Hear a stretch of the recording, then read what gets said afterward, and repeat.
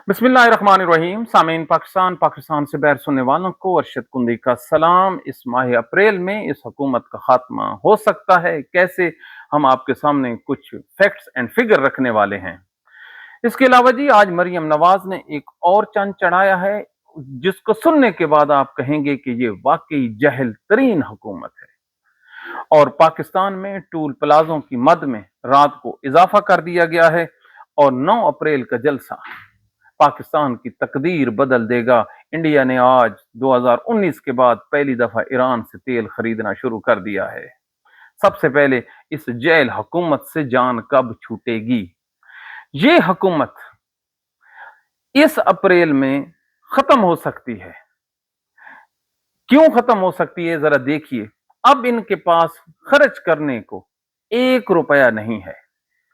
जितने भी हमारे पड़ोसी देश थे, जो हमारे हमदर्द थे, जिनके पैसे हमारे पास पड़े थे, यूएई, चीन और सऊदी अरेबिया, इन लोगों ने अपने पैसे हमसे वापस मांग ली और हमारे पास इनको वापस करने के लिए 1 रुपया नहीं है।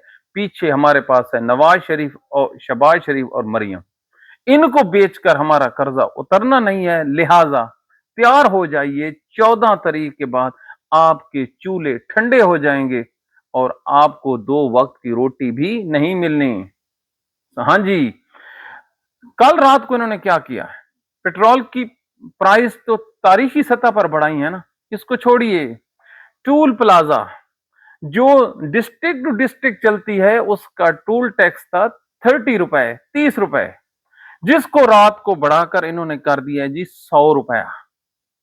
अब ये जो मोटरवेज पे गाड़ियां चलती हैं, उनका जो टूल टैक्स है वो 300 रुपए तक बढ़ा दिया गया है। जो गाड़ी 700 देती थी, अब 1000 रुपया देगी। किसने सफर करना है इस पे, रिक्शाओं पे या टैक्सियों पे या अड्डों पे? एक लाहौर का बड़ा मशहूर टिकटॉकर भी है और ये न्याजी ट्रांसपोर्ट वाले, उसकी आंखों से आंसू नहीं गिरे। उसने कहा हमारा ट्रांसपोर्ट का बिजनेस बिल्कुल बर्बाद हो गया। हमने उसका प्रोग्राम सुना और उसको फोन करके कहा, आप तो रो रहे हो ना बिजनेस के लिए, यहां पर पूरे का पूरा पाकिस्तान लुट चुका है। तो इस लुटे पुटे पाकिस्तान को, इस हुकूमत को गिराने के लिए 9 तारीख को तरीके इंसाफ मैदान में आ रही है। तो क्या पाकिस्तान की ये अवाम तरीके इंसाफ का साथ देगी या नहीं देगी? अगर तो इन्होंने साथ नहीं देना तो फिर और चुप हो। क्यों? कुरान में एक वाकया है हजरत मरियम का। जब अल्लाह ताला हजरत मरियम अलैहिस्सलाम के पेट से हजरत ईसा अलैहिस्सलाम को पैदा करता है, तो कुरान ये कहता है कि हमने उनको जब बगैर बाप के बेटा दिया, तो उनको वो फल भी दिए जो मौसमी नहीं थे।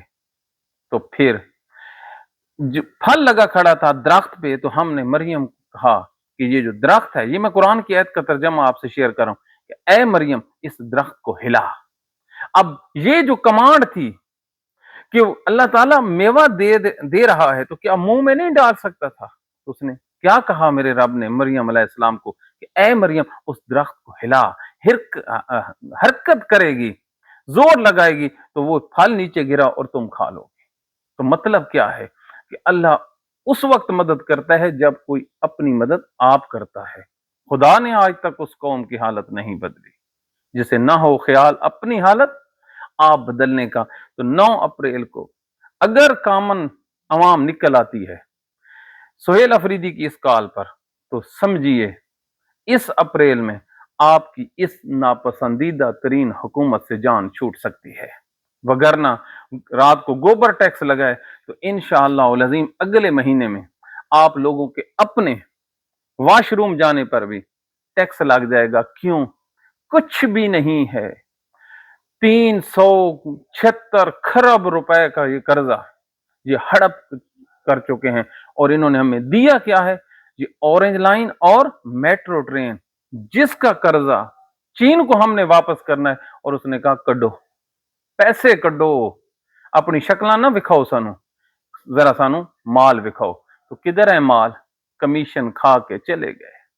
तो अब आप जरा सुनिए, ये जो कहते हैं ना जी کہ پوری دنیا میں پیٹرول کی پرائسز بڑھی ہیں، افغانستان جس کو ہم ساری زندگی جنگ میں رکھا ہے اور ان کی کوئی اوقات ہماری نظروں میں نہیں، وہاں پر جو ریٹ ہے جی 268، ڈو مرو پاکستان کے حکمرانوں، پاکستان کے فیصلہ سازو، اتنی گھٹیا مینجمنٹ اور اتنے گھٹیا چوائس کے حکمران، آپ پاکستان پر اس سے بڑا ظلم کر ہی نہیں سکتے کہ افغانستان کے طالبان جو پتھروں میں رہتے ہیں، جن کے پاس 2 وقت کی روٹی نہیں تھی، وہاں پر 268 روپے پاکستان کا وہ لیٹر پیٹرول ہے۔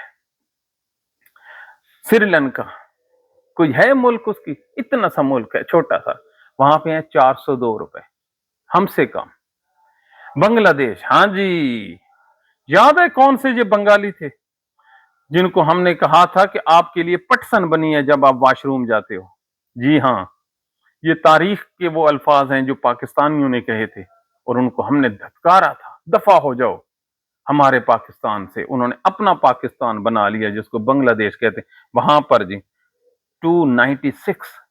اور جب یہ بنگلہ دیش بنا تھا نا تو ہمارے پاکستان کے وزیر اعظم نے کہا تھا، ذوالفقار علی بھٹو نے، کہ شکر ہے ہماری ان سے جان چھوٹی، ورنہ وہاں پر سوائے پانی کے کچھ بھی نہیں تھا، اب ہم ترقی کریں گے۔ یہ ہوئی ہے ترقی، خطے میں افغانستان سے بھی پیچھے ہو، ڈوب مرو اگر کو تھوڑی سی شرم آ جائے۔ بھارت جو ہمارا دشمن نمبر 1 دشمن ہے نا جی، وہاں پہ جی 282، کہاں 1 ارب سم تھنگ آبادی والا ملک اور کہاں 25 کروڑ والا، لیکن باتیں سنو تو یہ ہے۔ اب یہ جو ہم نے آپ کے سامنے فگر رکھے ہیں، یہ کیا بتا رہے ہیں کہ آنے والا وقت مزید آپ کے لیے کتنا کٹھن ہے۔ 14 تاریخ سے پاکستان میں ایل این جی 0/0۔ اب جو ایل این جی 0/0 ہے تو آپ کے تندور خاموش، آپ کے سلنڈر خاموش، آپ کی جو ٹرانسپورٹ گیس پہ چلتی ہے یہ بند، آپ کے جو ہوٹلز دوپہر کو چلتے ہیں کھانا گرم کرنے کے لیے ختم۔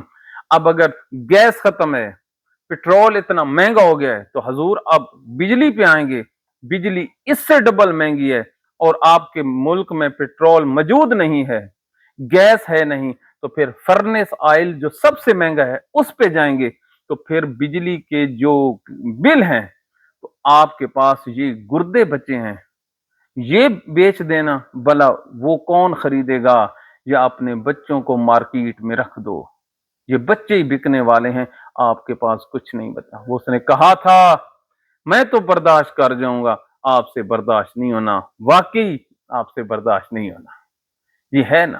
اور کتنے کتنے بدبخت قسم کے مسلمانوں کے یہ حکمران ہیں، ان کی شکلیں دیکھیں، ان کے لباس دیکھیں۔ انہوں نے یہ جو ٹیکس لگایا ہے 161 روپے کا پیٹرول کے اوپر، تو لانتی ہو تو یہی ٹیکس جو بڑے بڑے ذمہ دار پڑے ہیں، جن کے لاکھوں روپے، لاکھوں ایکڑ رقبے پنجاب میں پاکستان میں موجود ہیں، کس کے ہیں؟ زرداری کے ہیں، ان شریفوں کے بڑی زمینیں ہیں، پورے موضع کے مالک ہیں جاتی عمرے کے۔ پتہ نہیں آپ کو کس نے کہا ہے کہ یہ صنعت کار ہیں، یہ ذمہ دار بھی بہت بڑے ہیں۔ کیا ان پہ کوئی ٹیکس لگایا؟ ایک موٹر سائیکل پہ جو ٹیکس انہوں نے ڈیلی لگایا ہے وہ لگایا ہے 160 روپے کا، کہ وہ ٹیکس دے گا 1 لیٹر پہ، تو جو ہزاروں ایکڑے والے ہیں ان کو کوئی ہر ٹیکس سے چھوٹ۔ تو اس سے زیادہ قیامت، اس سے زیادہ گھٹیا ترین پالیسی اور کیا ہو سکتی ہے؟ کس کا نام آپ نے گھٹیا پان رکھا ہوا ہے؟ تو یہ ہے حالات۔ آج کسی نے پوچھا ہے کہ اب پاکستان کے جو رکشے ہیں، یہ جو رائڈر چلتی ہیں دوپہر کو، جس پہ ہمارے بچے رزق کماتے ہیں، ان پہ اب کون بیٹھے گا؟ ایک شہر سے دوسرے شہر ٹریول کون کرے گا؟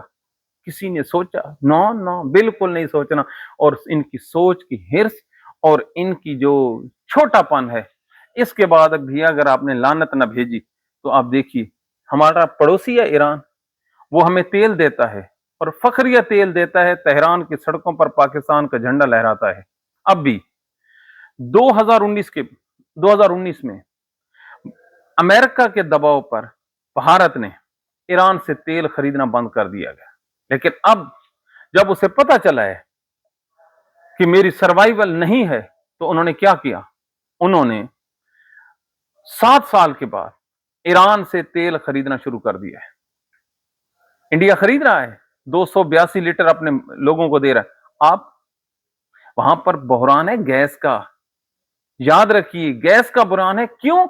एलएनजी पीछे नहीं है, लेकिन यहां पर आप देखें जो पेट्रोल है उस पे वो सही जा रहे हैं, अपने मुल्क को उन्होंने चला लिया है। और इधर अब ये क्यों नहीं खरीदते?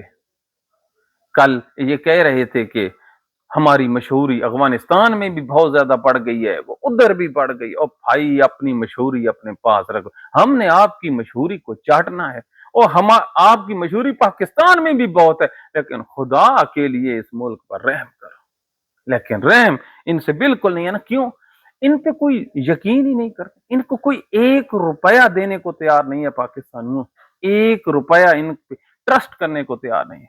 जिसको ट्रस्ट करने पे लोग तैयार हैं, जिस पे पैसे देना चाहते हैं, वो इन्होंने जेल में डाला हुआ है। आज आप देखिए मरियम नवाज का एक और कारनामा, इन्होंने क्या कहा है कि हमने पेट्रोल बचाना है। आज ही इन्होंने 115 अजला में 550 गाड़ियां तकसीम की हैं। ये आज के दिन उठाइए ना जूता, मारिए इनके मुंह पर कि एक तरफ मुल्क में पेट्रोल नहीं है, तो दूसरी तरफ 550 गाड़ियां इस महीने दे रहे हैं, 937 गाड़ियां वासा डिपार्टमेंट को अगले महीने देंगे। अरबों रुपया। अगर ये गाड़ियां ना मिलती वासा को, तो क्या पाकिस्तान ने डूब जाना था? कोई है जो उन लोगों को जाके पूछे जिन लोगों ने इस कौम पर मरियम नवाज को बिठाया था, कि आपने ये किस किस्म की, किस सोच के हमें इसको लाने वाले, इसकी पॉलिसी बनाने वाले, क्या कोई सोच सकता है कि कॉमन से कॉमन आदमी भी ये नहीं कह सकता कि इस मौसम में वो नई गाड़ियां खरीद के लाए जब मुल्क में पेट्रोल नहीं है? लेकिन ना कोई सुनने वाला है, ना कोई जानने वाला है। तो अब आप देखिए, क्या जो चॉइस थी मरियम नवाज को लाने वाली, क्या वो दुरुस्त थी? अच्छा नहीं था अवाम का फैसला जो ये शिकस्त खा गए थे, जबरदस्ती इनको बिठा दिया गया? लेकिन नहीं, अब भी जिंदाबाद। चलो जिंदाबाद, तो भाई जिंदाबाद से हमने, और आपका क्या कहना है? कौमें कब बनती हैं? पाकिस्तान के इंटेलेक्चुअल क्या कह रहे थे, ये जावेद चौधरी और सुहेल वड़ाइच और ये जियो और एयर वाइस, ओ जी अमेरिका ये जंग जीत गया है। अच्छा जीत गया। आज वहां के वजीर दिफा ने अपने आर्मी चीफ को हटा दिया है। आपको इस खबर की समझ नहीं आई? अगर ये खबर आप नहीं समझ सके, तो आपको कुछ भी समझ नहीं है पॉलिटिक्स की। हम ये कह रहे हैं कि अमेरिका के ख्वाजे आसिफ ने अपने army chief general Asim Munir को बरतरफ कर दिया गया। आपको समझ आ गई ना कि जो ओहदा जहां पर ख्वाजे आसिफ का है और जनरल आसिम मुनीर का है, वही ओहदा अमेरिका में वहां के वजीर दिफा का और आर्मी चीफ का है। तो ये जो जंग थी ईरान वाली, इसमें क्योंकि उनको कामयाबी नहीं मिली सिवाय पाकिस्तान के टाउट मीडिया के, तो उन लोगों ने अपने आर्मी चीफ को आज जबरी रिटायर्ड कर दिया है। तो ये कोई मामूली बात नहीं होती। इससे पता चलता है कि वहां पर जो मेयार ऑफ जो स्क्रूटनी है, जो कसौटी है, वो किस कदर टाइट है। अब आप देखिए, जिस मुल्क की सिपाह जो लड़ने वाला है, सिपा सालार, अगर उसको हटा लिया गया तो किस किस्म की उनको शिकस्त का सामना है। और पाकिस्तान में इसी आदमी से, ट्रंप से, ये डर के अपनी बिलों में घुसे हुए थे कि हाँ जी, ये हमारा तो सब कुछ यही है ना, अमेरिका है। अमेरिका के कहने पे हमने मार्शल लॉ लगाए। बिल्कुल हमने साबित किया, हमारे पास डॉक्यूमेंटेड प्रूफ है। जो पहला मार्शल लॉ लगा था, जो उसके बाद लगे थे, with due permission of America है। और पाकिस्तान का एक मौलवी है फजल रहमान, वो कॉन्डोलीजा राइस की आपने पढ़ी है किताब? इसमें ने क्या कहा था इसने? ये सुबह शाम मुनाफकत के नारे लगाते हैं, अमेरिका मुर्दाबाद। जब मुर्दाबाद कहने की बारी आई, तो सबसे पहले ये वास्केट पा के उसके पास चला गया और उसको میل کی کہ کبھی آپ ہمیں تو موقع دیں حضور، ساڑھے وال اکھ تک ملاؤ، ہم وہ پرفارمنس دیں گے جو یہ داڑیوں کے بغیر ہیں یہ نہیں دیتے۔ ہاں جی، یہ فضل و رحمان۔